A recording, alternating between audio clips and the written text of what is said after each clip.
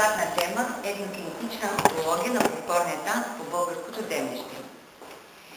През последните няколко години сме свидетели и участници на феномена социализация на интернет.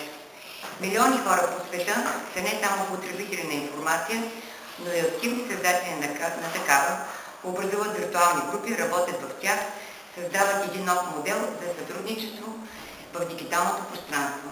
Виждате тук слайда. Така, малко ще бъдат по-нещата образни. От позицията на подобна парадигма се извършват и съвременните научни изследвания в областта на традиционни умения в фолклор. В нашия случай изследванията, свързани с изучаването, съхраняването, разпространението и сценичното претворяване на фолклорния танц в българското землище. Съвременните информационни и комуникационни технологии позволяват подобни изследвания да бъдат дело не само на отделни изследователи и институции, колкото и значими и основополагащи да са те, а да са резултат на колективна интелигентност, базирана на интернет. Новият модел на съвместни научни изследвания и сценично представяне на танца дава възможност за обзор на изследванията, извършени от нашите предшественици, за анализ на генезиса и историческото развитие на танцообразуването и танцовите форми, за синтез на танцовите форми и бинарни семиосфери, биосоциални отношения, хронотоп, календарна и семейна обредност, посочени в книгата на професор Георг Лев «Маска и Було». Достъп до дигитални архиви и търсене на мултимедийна информация. За създаване и развитие на етногенетична онтология на танцовия фолклор. Възможност за използване на онтологията в постановъчната работа и образователните цели. На тази основа е дефинирана целта на настоящите изследвания. Изграждане на прототип на дигитална онтология на фолклорния танц по българското землище. За целите на изследването въвеждаме работно определение на понятието онтология. Под онтология ще разбираме формално представяне на множество от идеи, понятия от дадена предметна област и релациите между тях. За постигане на изследването, в слайда, който го виждате на екрана, се решават следните три задачи. Първо, обзор на изследването на нашите предшественици в областта на етнокинетиката и фолклорния танц. Второ, модел на етнокинетична или експлозия имплозия, което по-нататък също ще бъде упоменато, анализ, синтез на съставните части на фолклорния танц. И като трета задача приложение на съвременните информационни и комуникационни технологии за реализация на етнокинетична онтология на фолклорния танц. В даденото изследване няма да разглеждаме стандартизираните процедури и форми на конкретното въвеждане на мултимедийната информация, както и проблемите, свързани с авторските права.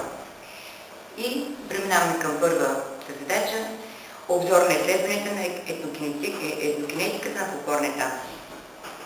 Изходно начало на обзора с публикациите на нашите предшественици, оставили дълбока следа в областта на фолклорния танц. На слайда, който виждате, са показани хронологично основните автори, работили на това поприще. Всеки от тях е отдал значимото на нововведенията в записването на българския танц, но ние бихме желали да цитираме един от основателите на съвременното направление в танцовите изследвания – Стоян Джуджев, който отбелязва, цитирам, че за цялата работа по издирване, събиране, записване, проучване, възпроизвеждане и преподаване на народните танци да се уредят хореографски филмотеки.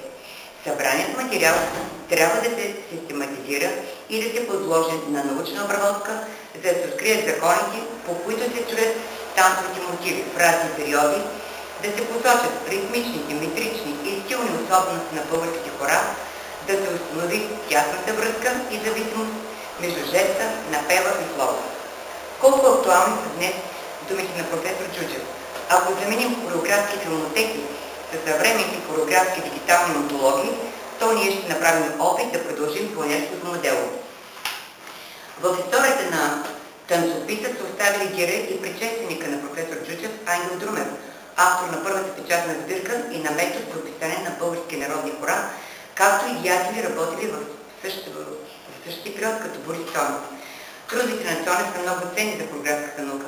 В тях са събрани написани по своеобразен начин много хора, лети и ръченици. При същия период твори и Райна Кацарова-Косудова оставила за поколенията своите трудови като български танцов фолклор, издаден през 1955 година. Нейната хоропитна система е послужила за основа за развитие на съвременен вариант. Едни от последователите на професор Чучев през 60-те години са хореографите Кирил Дженев и Кирил Харалампев. На тях дължи както обзорния труд теория за строежа на движението на българската народна хореография в съавторство, така и кинетография. Във втория труд на професор Дженев е направен опит за принос в българската фолклорна кинетография.